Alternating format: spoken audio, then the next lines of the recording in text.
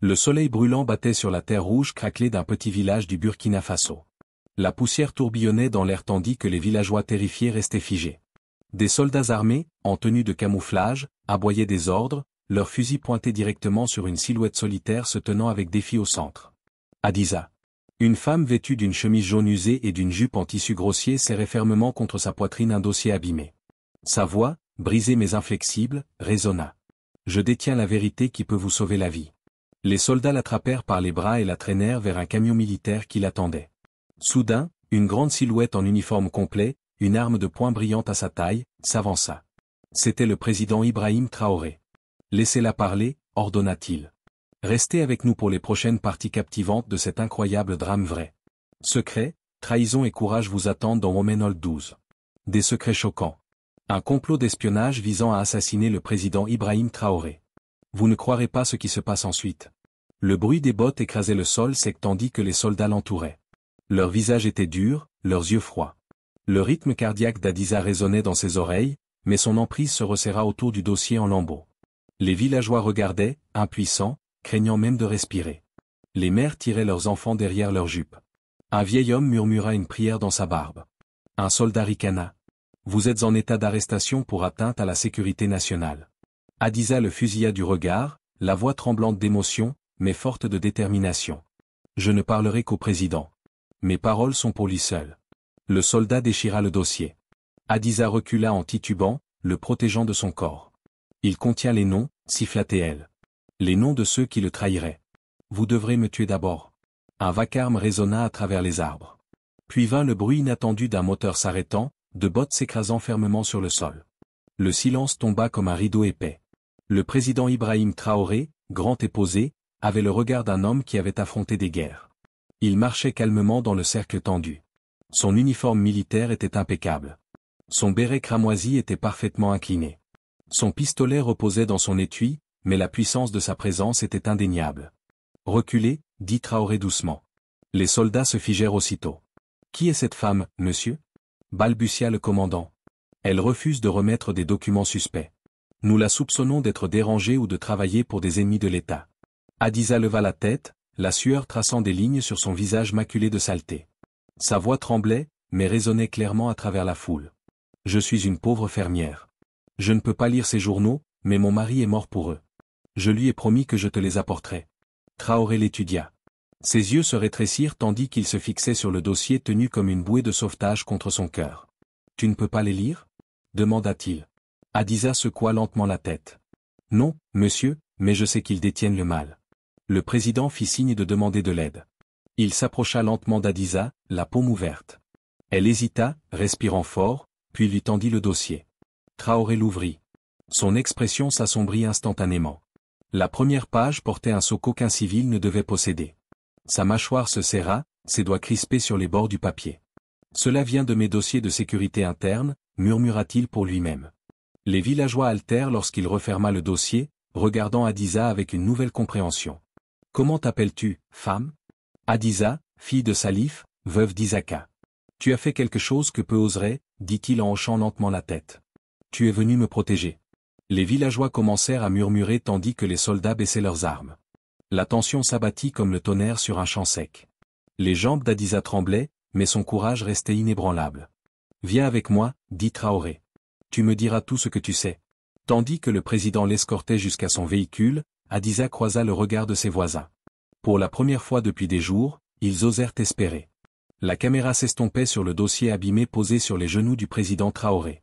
Symbole de secrets encore inconnus. Que contiennent ces documents? Qui a trahi le président? La vérité commence à peine à éclater.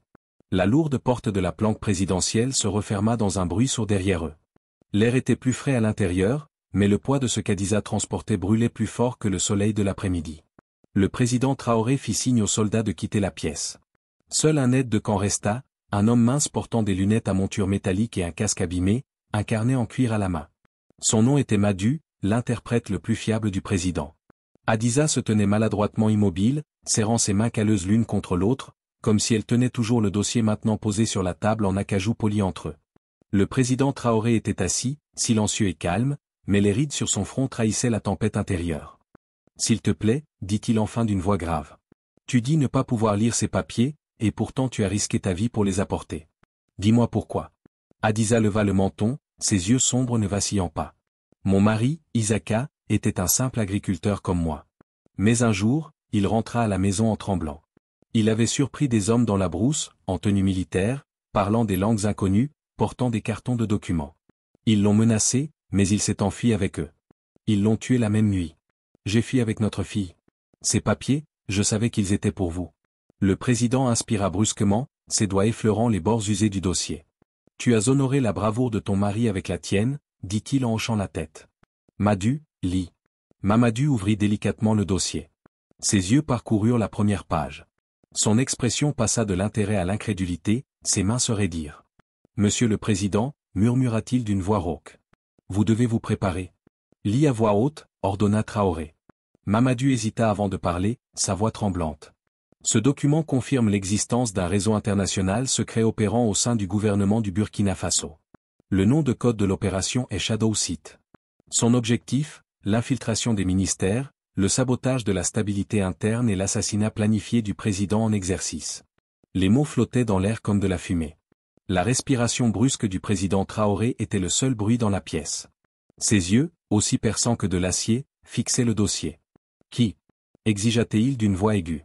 Des noms ? Les noms sont plus loin dans le dossier. Il répertorie des agents étrangers, une piste financière via des comptes offshore, et des infiltrés au ministère de la Défense, voire dans la garde présidentielle. Il leva les yeux. Ils sont déjà à l'intérieur, monsieur.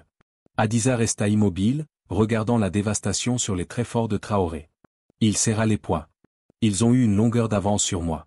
Il est aussi question d'une attaque imminente, ajouta Madu. Les coordonnées sont codées dans les dernières pages.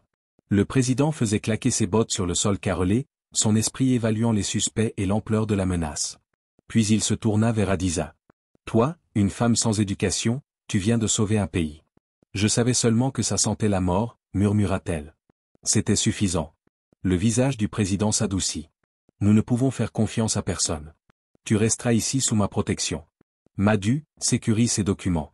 Double cryptage. Personne ne doit savoir ce que nous avons découvert. Prépare-toi à décoder les noms. Madu hocha la tête et quitta rapidement la pièce. La porte se referma une fois de plus, ne laissant qu'Hadiza et le président. Elle baissa les yeux sur ses mains, craquelées par des années de labeur. Je ne suis pas un soldat, monsieur le président. Tu es plus, répondit Traoré. Tu es la première ligne de défense dans cette guerre silencieuse. On frappa brièvement à la porte. Un soldat entra, le visage fermé. Monsieur, urgent. Un convoi a été pris en embuscade près de Kaya. Les survivants parlent d'hommes masqués parlant français et anglais. La mâchoire de Traoré se serra. L'ennemi bouge déjà. Il se tourna vers Hadiza. Vous venez peut-être de nous faire gagner du temps, mais pas beaucoup. Le regard d'Hadiza ne vacilla pas. Alors utilisez-le bien. Alors que le président Traoré fixait le dossier, il savait que le poids d'une nation entière se trouvait désormais à l'intérieur de ces pages usées. La bataille pour le Burkina Faso avait commencé, et la femme qui se tenait devant lui en était au centre. La pièce redevint silencieuse, à l'exception du bourdonnement régulier du ventilateur de plafond, qui tranchait une tension épaisse. L'air dans le bureau présidentiel était lourd, chargé de silence, tandis qu'Ibrahim Traoré se tenait près de la grande fenêtre, les bras croisés, les yeux scrutant le vaste terrain extérieur. Le soleil se couchait, projetant de longues ombres sur les soldats qui patrouillaient le périmètre. Son esprit tournait en boucle, luttant contre le poids impossible de ce qui venait d'être révélé. Le dossier, désormais enfermé dans le coffre-fort derrière lui, menaçait de briser les fondations de tout ce qu'il avait construit. Les paroles d'une humble agricultrice pouvaient-elles réellement révéler une conspiration d'une telle ampleur ? Une simple veuve de village pouvait-elle détenir la clé pour sauver la République ? Derrière lui, Hadiza était assise nerveusement sur le bord d'une chaise sculptée, ses doigts rugueux tordant une bande de tissu effiloché. Ses yeux ne quittaient jamais le dos du président. Elle avait parcouru tout ce chemin, traversé rivières, routes hostiles, défié des hommes armés, enterré sa propre peur. Mais maintenant, elle attendait dans l'incertitude suffocante de son jugement. Vous vous attendez à ce que je croie que des espions ont infiltré mon propre gouvernement ? Demanda enfin Traoré sans se retourner. Sa voix était basse, grave, teintée d'incrédulité. Et pourtant, la preuve venait d'une femme sans rang, sans statut, sans formation militaire. Hadiza répondit d'une voix douce mais pleine. Je ne m'attends pas à ce que vous croyiez quoi que ce soit, monsieur. Je m'attends seulement à ce que vous regardiez. Je n'ai aucun pouvoir sur ce que vous choisissez. Il se tourna lentement vers elle. Les lignes de commandement gravées sur son visage de soldat s'étaient adoucies sous le poids du dilemme. Ses yeux, toujours stables en cas de crise, brillaient maintenant d'une incertitude qui lui semblait étrangère. « Hadiza, dit-il en s'asseyant en face d'elle, ses grandes mains jointes. Savez-vous ce que cela signifie d'accuser mon gouvernement de trahison? D'accuser les hommes qui ont combattu à mes côtés? » Elle le fixa droit dans les yeux. « Je sais déjà ce que cela m'a coûté. » La pièce sembla se rétrécir. L'un était un chef d'État endurci par la guerre, l'autre une fermière endurcie par la perte. La poitrine de Traoré se soulevait lentement. Son instinct, celui qui l'avait sauvé sur tant de champs de bataille, lui criait de lui faire confiance. « Dis-moi tout, ordonna-t-il. » Les poings d'Hadiza se serrèrent. Mon mari, Isaka, les a entendus dans la brousse. Des hommes en uniforme qui n'étaient pas d'ici. Ils parlaient de convois, et de dates. Il les a vus. Ils l'ont vu. Ils l'ont suivi jusqu'à la maison. Je l'ai supplié de fuir avec moi cette nuit-là, mais il a dit, quelqu'un doit apporter ses papiers au président. Il est resté. Moi, j'ai fui avec notre fille. À l'aube, ils ont brûlé notre hutte jusqu'au sol. Elle avala difficilement, puis ajouta. J'ai enterré mon mari pour moins que cette vérité. Sa voix se brisa, les larmes affleurèrent, mais ne tombèrent pas. Traoré se pencha, les coudes sur les genoux, regardant la force tranquille d'Hadiza. Elle n'était pas venue chercher vengeance. Elle voulait l'avertir, rien de plus. Il inspira profondément.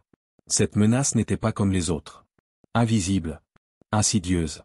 Et elle venait de l'intérieur. Il connaissait certains noms contenus dans le dossier.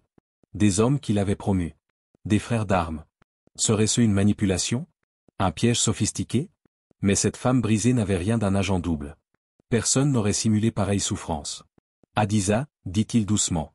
Comprenez-vous ce qui se passe si vous vous trompez? Alors je mourrai idiote, répondit-elle. Mais je mourrai en sachant que j'ai essayé. Traoré ferma les yeux un instant. Son instinct ne l'avait jamais trahi. Il se leva et lui tendit la main. Elle hésita, puis la prit.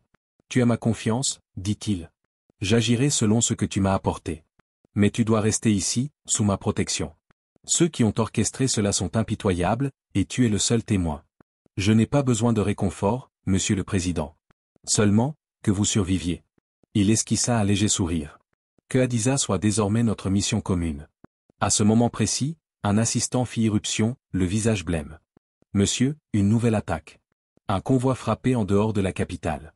Survivants, des hommes masqués parlant plusieurs langues. La mâchoire de Traoré se contracta. Il jeta un regard à Hadiza. Le jeu a déjà commencé, murmura-t-il. Elle, une simple villageoise, était devenue son alliée la plus précieuse. Et ils étaient déjà en train de courir après l'ennemi. L'absence de surprise visible. Il avait ordonné un silence impossible. Mais la confiance était désormais la denrée la plus rare dans son gouvernement. Il s'arrêta devant Hadiza. Et tu as tout risqué pour me prévenir. Je n'ignorerai pas ton avertissement maintenant. À partir de ce moment, tu ne me quittes plus. Hadiza hocha la tête, mais son visage était tendu par l'inquiétude. Et ils viendront me chercher. Traoré s'autorisa un petit sourire sinistre. Et ils devront d'abord passer par moi. Un coup discret à la porte rompit la tension. C'était le capitaine Musayoun, discipliné et farouchement loyal. Son uniforme était simple, sans les lourdes décorations des officiers supérieurs. « Sœur Musa, dit-il en saluant vivement. Le convoi qui se dirigeait vers Kaya la nuit dernière est tombé dans l'obscurité. Aucun contact pendant des heures. L'expression de Traoré se durcit. Un autre mouvement. Ils accélèrent. Il se tourna vers Musa, baissant la voix. Désormais, tu ne réponds qu'à moi. Je ne fais confiance à personne d'autre. Vous et votre équipe protégerez Madame Hadiza au péril de votre vie. Oui, monsieur, répondit Musa, la mâchoire serrée, tandis qu'il tournait son regard vers Hadiza avec un bref hochement de tête respectueux. Tandis que Traoré le congédiait, il regarda la porte se refermer. Le silence matinal de la propriété était trompeur. Quelque part, les chasseurs se rapprochaient déjà. Le préside serra les poings. La situation avait changé. L'ennemi n'était pas à la porte. Il était déjà à l'intérieur. La lune, basse et lourde, planait sur Ouagadougou, projetant une pâle lueur argentée sur les rues désertes. La ville dormait, inconsciente de la guerre silencieuse qui se déroulait à l'intérieur. Le président Traoré, figé dans l'ombre de son garage privé, observait le convoi blindé se préparer. Hadiza, vêtue d'un ample châle sombre sur sa robe jaune, se tenait à ses côtés, ses yeux scrutant chaque recoin sombre de la cour, comme si elle s'attendait à ce que le danger surgisse de la nuit elle-même. Le capitaine Musa s'avança, sa haute silhouette et son expression tendue indéchiffrable sous la faible lueur des lumières de sécurité. Sa présence avait été sollicitée personnellement par Traoré. Pas de médaille Tapac sans grave-l'œil ni de réputation soignée. Sa loyauté n'était évoquée qu'à voix basse et son passé était entouré de rumeurs que même le président n'avait jamais confirmées. « Et tu l'emmèneras à la maison sur K17 dans le secteur sud », ordonna Traoré à voix basse. Pas de radio, pas d'arrêt. Avancez comme la fumée. Musa hocha la tête une fois. « Compris, monsieur. » Traoré posa une main lourde sur l'épaule d'Adiza. « Et tu ne fais confiance à personne d'autre qu'à lui. Nous allons bientôt trier les vipères du nid, mais pas ce soir. » Adiza ne dit rien, son esprit s'emballant alors qu'elle montait sur le siège arrière du deuxième véhicule. 4 SUV noirs formaient le convoi. Les moteurs rugirent tandis que les lourdes portes de fer s'ouvraient en grinçant et qu'ils se glissèrent silencieusement dans les rues sombres. Les rues étaient terriblement vides.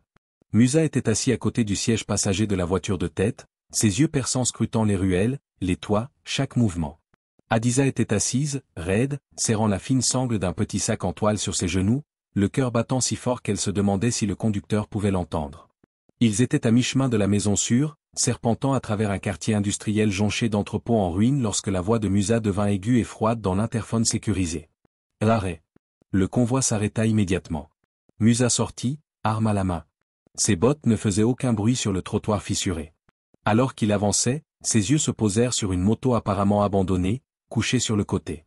Devant, Adiza regardait, figée. Le moment se prolongea d'une durée insupportable.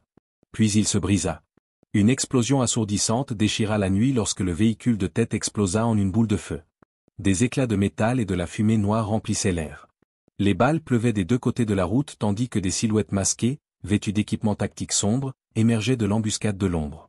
Musa rugit, tirant Adiza du siège arrière et la traînant derrière une barrière basse en béton tandis que les balles ricochaient sauvagement autour d'eux. La respiration d'Adiza se fit saccader tandis qu'elle se blottissait derrière la barrière, tremblante. Et ils nous ont trouvés. Musa s'accroupit à côté d'elle, ripostant avec une précision impitoyable. Et ils ont été prévenus. Nous avons un grain de beauté. Le convoi était en plein chaos. Les soldats se précipitèrent pour se mettre à l'abri, mais il était clair que les attaquants avaient l'avantage de la surprise et du nombre. Un par un, les véhicules arrière furent neutralisés par des charges explosives bien placées. Nous ne pouvons pas rester, grogna Musa, jetant son fusil sur son épaule et tirant Adiza sur ses pieds. Il se rapproche. Adiza trébucha tandis qu'il la tirait à moitié la portant dans une ruelle étroite entre des bâtiments de stockage en ruine. Le crépitement aigu des coups de feu les poursuivait sans relâche. Ils se cachèrent derrière des tas de ferrailles rouillées et de caisses cassées, se faufilant à travers un labyrinthe tortueux de métal et de béton. Musa les conduisit plus profondément dans le labyrinthe sombre, chaque pas calculé, chaque respiration mesurée. Son visage restait calme, concentré. Mais il y avait maintenant autre chose dans ses yeux, une lueur de quelque chose de sombre et de familier avec le danger. Ils atteignirent un tunnel de drainage, caché derrière un tas de tôles ondulées. Musa fit signe à Adiza de ramper à l'intérieur en premier. Elle hésita une seconde avant de se glisser dans l'étroit tunnel. De l'eau sale trempait sa robe alors qu'elle rampait.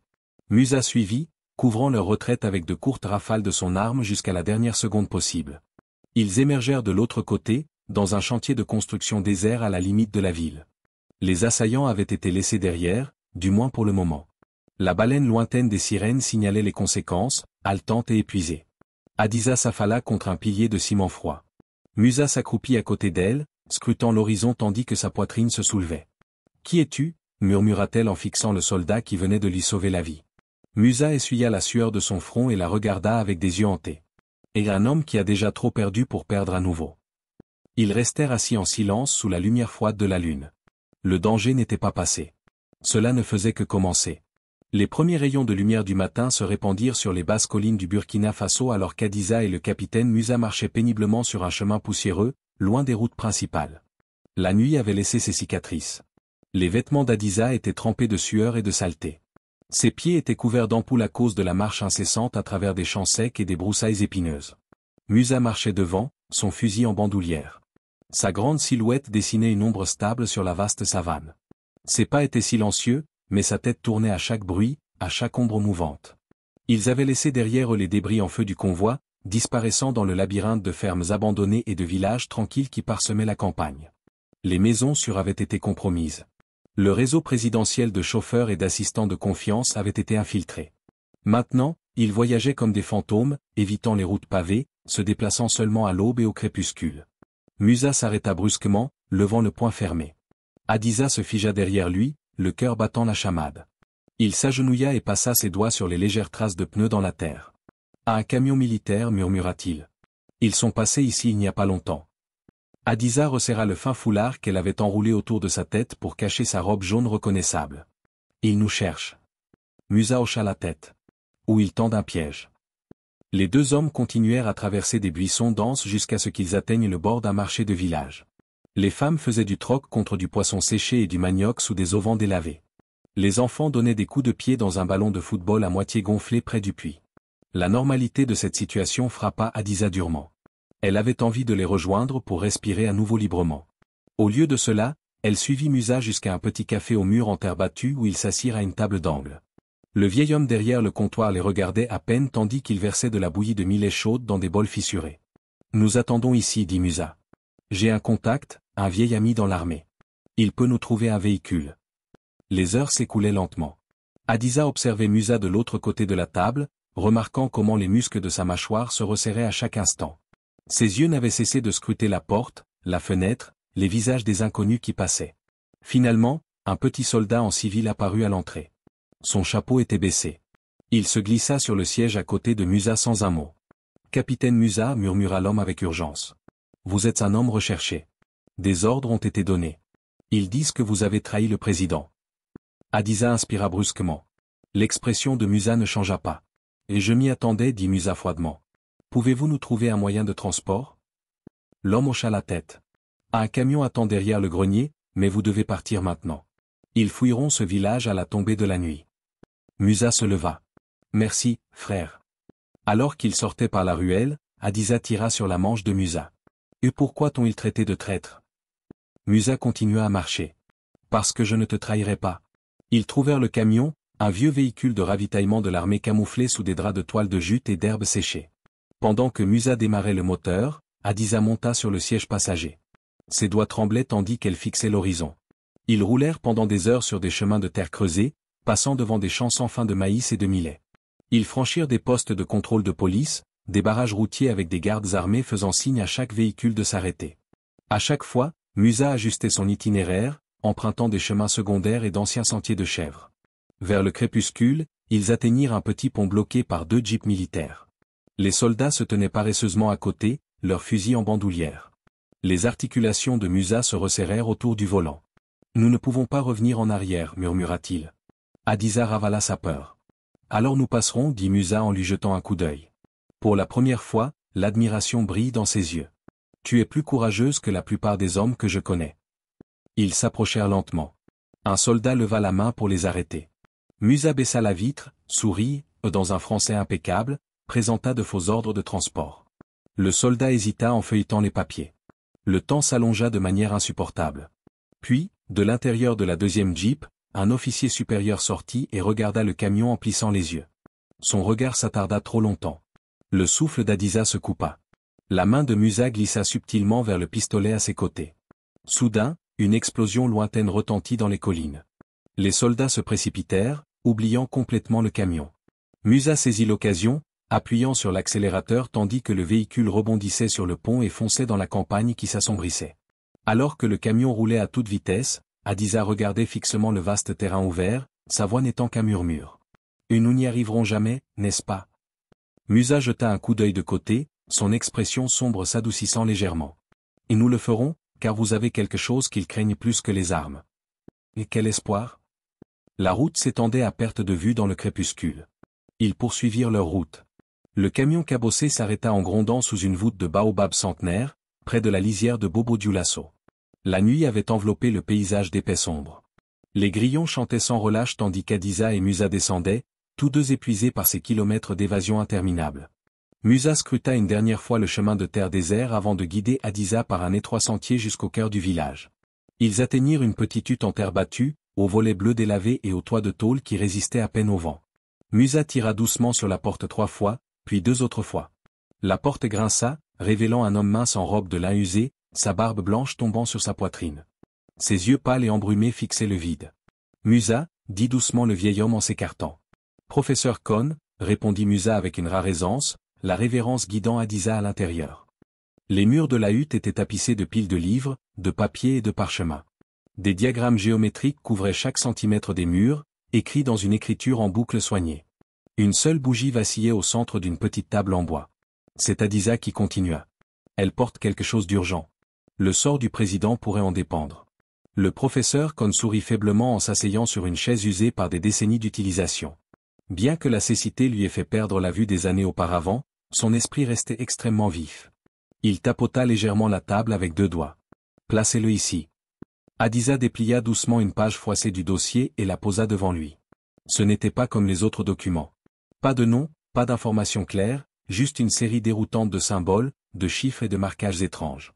Kohn passa légèrement ses doigts calleux sur la page, traçant les formes avec une aisance exercée, son front froncé tandis que ses mains travaillaient méthodiquement sur chaque centimètre. Ce n'est pas une langue, murmura-t-il. C'est des mathématiques déguisées en texte, un code astucieux. Il voulait seulement qu'un certain type d'esprit voie le message caché dedans. Musa regarda dans un silence tendu le vieil homme tombé dans son monde de calcul. Parfois, il se parlait doucement à lui-même, corrigeant des hypothèses, testant des schémas, les minutes se transformant en heures. La clé réside dans les superpositions de séquences de Fibonacci, chuchota enfin Kohn. Il s'agit d'un cryptage par répétition de motifs. Élégant et dangereux. Il s'arrêta, ses doigts s'arrêtant à un coin spécifique du papier. Voilà, dit-il en tapotant 2 fois. C'est le pivot du chiffrement. Prenant une profonde inspiration, Kohn commença à réciter des chiffres et des lettres à voix haute tandis que Musa griffonnait frénétiquement pour les enregistrer. Lentement, le fouillis cryptique se transforma en quelque chose de terriblement clair. Opération dernière lumière. Adiza frissonna devant la froide précision des mots. Kohn continua, sa voix désormais grave. Date cible du sommet présidentiel, le 24 mai. Emplacement, centre de congrès de Ouagadougou. Musa gela son stylo en plein vol. Adiza pressa une main contre sa poitrine, son cœur battant la chamade. Cela fera moins d'1 semaine, murmura Musa d'un ton sombre. Heure de l'événement? Adiza demanda rapidement en se penchant en avant. Kohn traça les lignes finales, ses doigts tremblant légèrement. À midi, murmura-t-il, ils ont l'intention de frapper quand les yeux du monde seront rivés sur eux. Ce n'est pas seulement le président qu'ils veulent. Ils cherchent à briser l'âme même de la nation. Musa se leva brusquement, fourrant les notes décodées dans sa veste. Nous devons y aller maintenant. Adiza resta assise un instant de plus, fixant le morceau de papier fragile qui contenait une intention si effrayante. Elle leva finalement les yeux vers le mathématicien aveugle.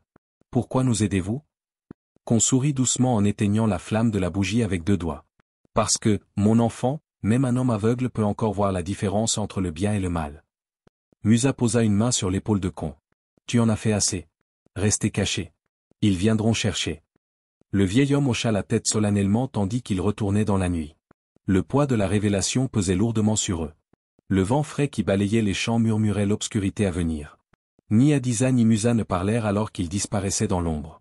Ils n'avaient que quelques jours pour arrêter un plan déjà en marche. Les chasseurs se rapprochaient. Le temps lui-même était devenu leur ennemi le plus impitoyable. Le camion cabossé gémissait en signe de protestation alors qu'il rebondissait sur le chemin de terre fissuré menant à la périphérie du Agadou. Des nuages de poussière tourbillonnaient derrière lui, se fondant dans les teintes cramoisies du soleil couchant.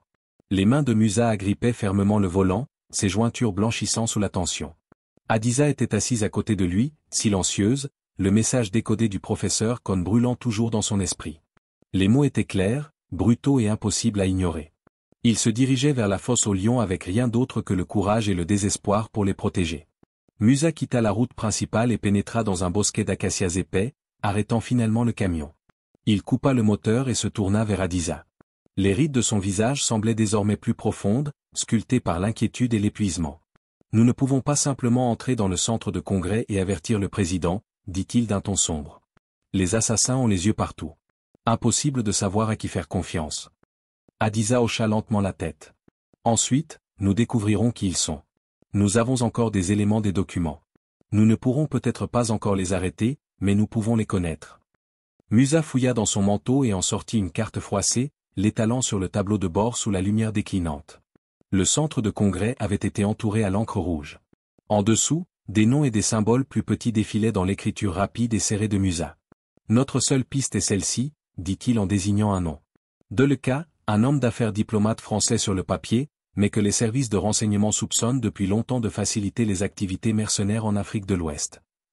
Adiza fixa le nom. Son pouce accéléra. Nous le trouvons? À la faveur de l'obscurité, Ils s'approchèrent d'une vaste villa entourée de hauts murs et de caméras de sécurité. 2 gardes armés rôdaient près du portail, leur rire tranchant l'air chaud de la nuit. Musa se gara à un pâté de maison et entraîna Hadiza dans l'ombre. « On se tait » murmura-t-il. « Pas d'héroïsme. Nous écoutons. » Escalader le mur fut un défi, mais Musa se déplaçait comme une ombre, aidant Hadiza en silence. Ils se faufilèrent à travers des haies taillées jusqu'à une fenêtre ouverte au rez-de-chaussée. La lumière vacillante d'une lampe se répandait sur la terrasse. À l'intérieur, des voix flottaient dans l'air. Ils s'accroupirent et écoutèrent. Nous continuons. Le 24. Pendant la cérémonie d'ouverture, une voix grave dit en français, « Le président sera dans l'atrium. » Aucun détail militaire à l'intérieur. Les mercenaires se feront passer pour des agents de sécurité étrangers. Hadiza se raidit. La voix appartenait à Deloka. Un autre homme, avec un fort accent et impatient, l'interrompit.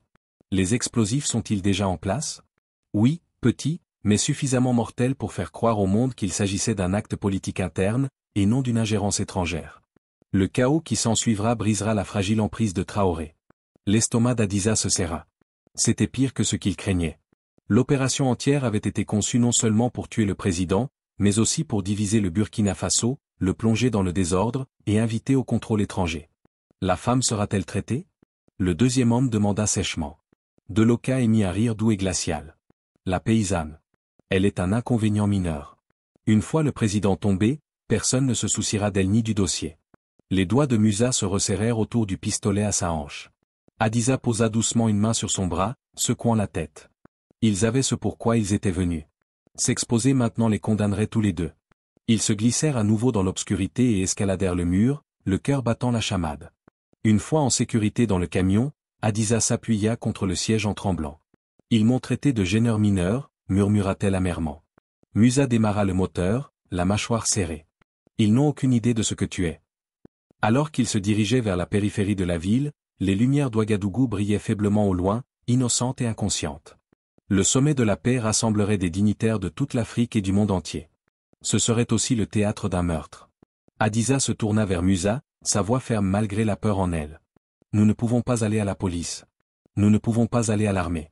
Nous ne pouvons même pas nous adresser aux propres hommes du président. » Musa hocha la tête d'un air sombre. « Alors il n'y a plus que nous ?» Hadiza regarda l'horizon lointain et murmura. « Alors nous n'échouerons pas ?» Le camion disparut dans la nuit, alors que la ville attendait le jour le plus dangereux de son histoire moderne. Les premières lueurs de l'aube étiraient leurs doigts pâles sur l'horizon sombre d'Ouagadougou. Alors que le camion cabossé transportant Hadiza et Musa s'arrêtait péniblement à la sortie de la ville, de la fumée s'échappait dessous le capot. Musa jura dans sa barbe et claqua la porte avec un bruit sourd et creux. Ils étaient encore à des kilomètres du centre de congrès. Le sommet devait commencer dans quelques heures. Le plan visant à assassiner le président Traoré était déjà en marche. « Nous marchons », dit Musa d'un ton sombre, saisissant les documents pliés et passant son arme dans son dos. Hadiza sortit sur le trottoir fissuré, l'épuisement irradiant dans chaque articulation de son corps. Ses jambes brûlaient à cause de jours de mouvements incessants, mais son esprit restait vif. Elle savait ce que signifierait un échec. Il n'y aurait pas de seconde chance. Ils se déplacèrent rapidement dans les ruelles et les rues secondaires, restant dans l'ombre.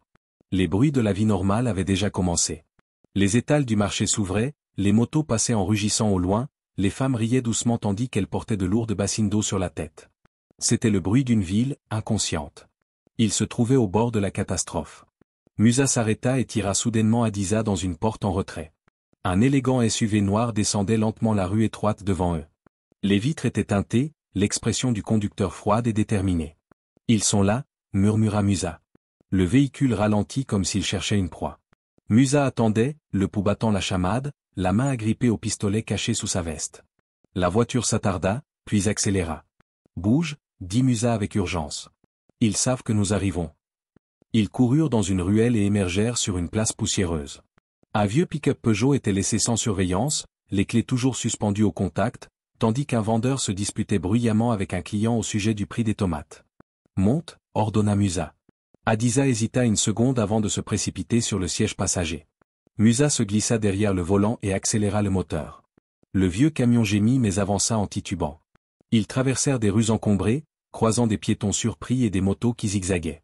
Dans le rétroviseur, Musa repéra 2 motos noires qui traversaient la circulation à une vitesse alarmante. Leurs cavaliers, masqués et vêtus de noir. « Attends », aboya-t-il. La poursuite commença. Le Peugeot dérapait dans les virages, évitant de justesse les étals du marché et les caisses de poulet criards. Adiza agrippa le tableau de bord tandis que le monde défilait dans des éclairs vertigineux. Les motos gagnèrent progressivement du terrain, se faufilant sans effort dans le chaos du trafic matinal. Un craquement sec fendit l'air tandis qu'une balle brisait le rétroviseur côté passager. Adiza se baissa instinctivement. Musa fit un brusque écart dans une rue étroite, à peine assez large pour le camion. Nous ne pouvons pas les distancer, halta Adiza. On n'essaie pas de les distancer, répondit Musa, le regard fixé droit devant. On essaie de disparaître. Ils traversèrent la rue en trombe et s'engouffrèrent dans le lit d'une rivière asséchée où poussaient de hautes herbes sauvages. Musa coupa le moteur, sauta hors de la voiture et aida Adiza à en sortir. Sans un mot, ils coururent dans les hautes broussailles, s'accroupissant tandis que les motos passaient en rugissant quelques secondes plus tard, les manquant complètement. Respirant bruyamment, Musa la guida le long de la berge jusqu'à une vieille passerelle piétonne. La silhouette imposante de la ville et du palais des congrès scintillait comme un mirage lointain.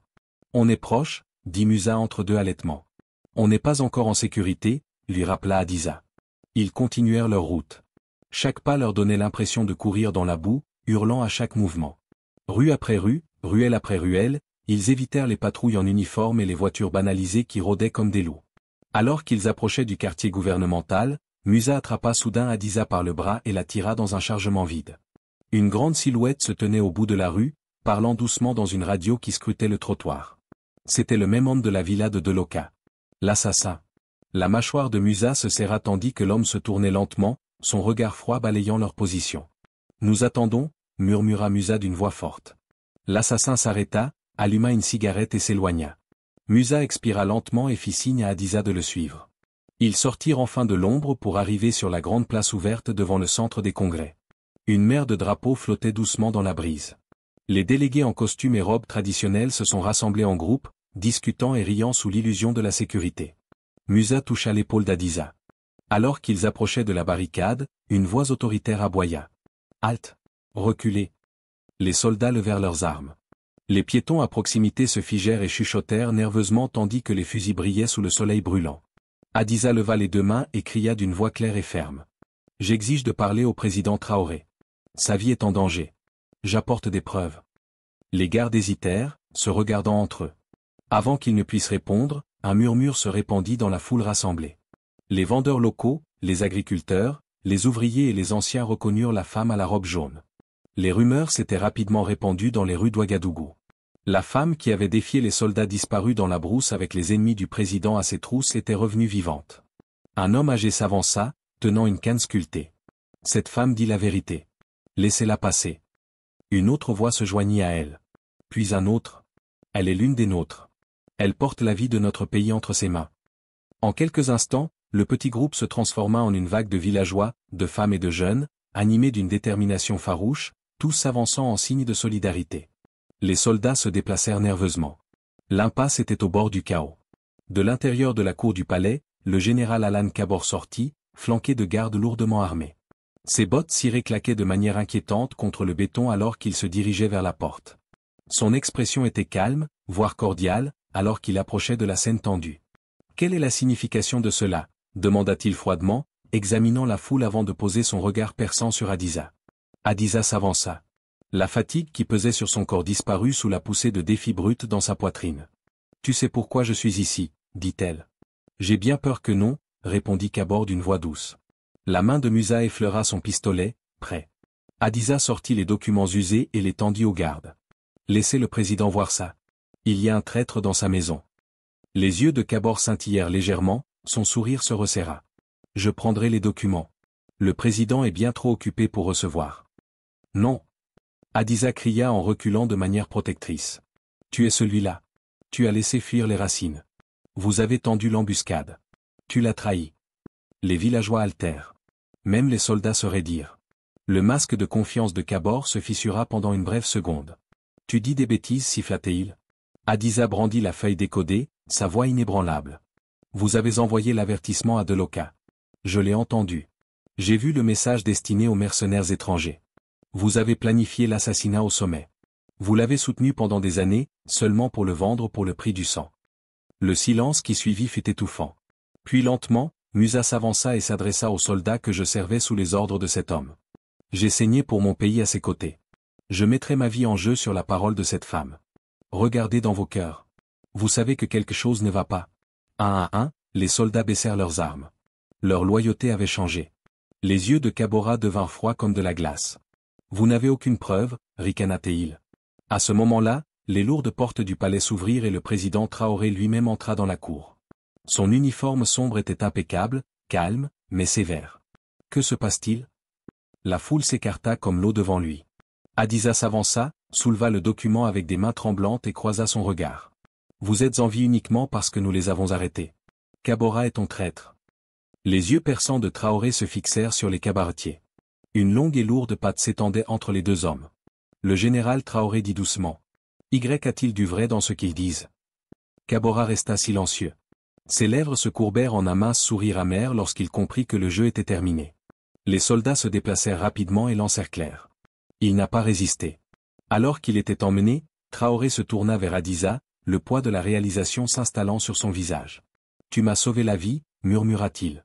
Hadiza secoua lentement la tête. « Non, nous avons sauvé le pays. » La foule éclata en acclamations spontanées tandis que les villageois entouraient Hadiza et Musa, les soulevant sur leurs épaules. Ils étaient venus en fugitifs. Ils se tenaient désormais comme des héros au seuil de l'histoire. La grande salle du centre de congrès du Hagadou scintillait sous des lustres éblouissants tandis que des diplomates, des généraux et des dignitaires de toute l'Afrique se rendaient à leur siège. L'air bourdonnait de conversations polies et du doux bruissement des robes de soie et des costumes sur mesure.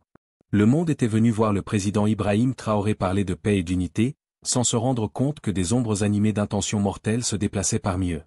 Hadiza se tenait près de l'entrée arrière de la salle, les yeux rivés sur la scène tandis qu'elle serrait fermement la sangle de son sac en toile. À côté d'elle, le capitaine Musa se tenait immobile, scrutant chaque recoin, chaque visage, chaque mouvement. Ses yeux plissés ne trahissaient aucune émotion, mais le tic dans sa mâchoire indiquait à Hadiza que son instinct criait au danger. Le président Traoré s'avança sur le podium poli, vêtu d'un uniforme sombre sur mesure, les métaux brillants sur sa poitrine. La foule se tut instantanément lorsqu'il leva une main calme. Le sceau présidentiel doré brillait derrière lui. Hadiza bougea avec inquiétude. Le message codé brûlait encore dans son esprit. Midi devant le monde. Le plan avait été confirmé. La voix de Musa était basse et aiguë à son oreille. Nous ne sommes pas en sécurité. Ils sont là. Le premier coup de feu retentit dans l'air avant que Traoré ne puisse parler. Verre brisé. Des cris éclatèrent dans la foule. Le chaos explosa instantanément lorsque 3 hommes armés, déguisés en agents de sécurité étrangers, apparurent des coins opposés de la salle. Vêtus de noir tactique, ils ouvrirent le feu en rafales rapides. Les balles traversèrent les murs décoratifs et dispersèrent le public terrifié.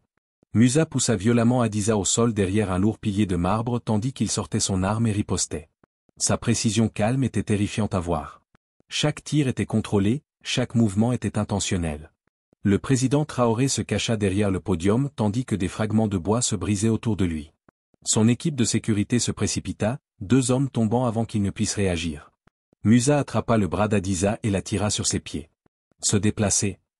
Ils se précipitèrent à travers la grêle de balles, se faufilant entre les chaises renversées et les tables renversées.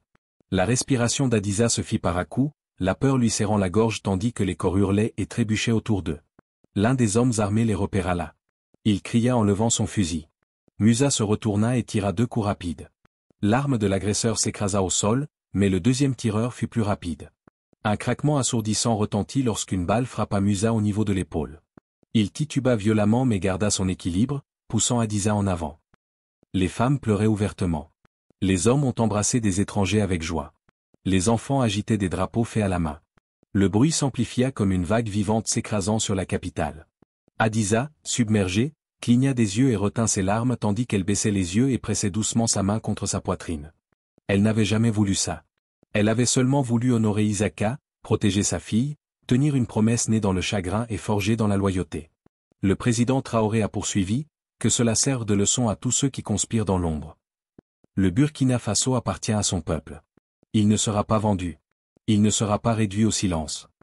Les forces de sécurité ont délimité le périmètre. Les fusils baissaient les yeux, reflétant la fierté plutôt que la suspicion. Derrière eux, les ministres du Parlement, autrefois divisés, se tenaient unis sous le poids de ce qui avait été révélé.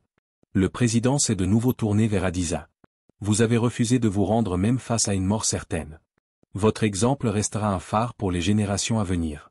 Votre nom sera enseigné dans nos écoles, prononcés dans nos villages, rappelés dans notre histoire. Il tendit lentement la main, presque avec hésitation. Hadiza s'avança. Au moment où leurs mains se sont jointes, la foule a rugi une fois de plus.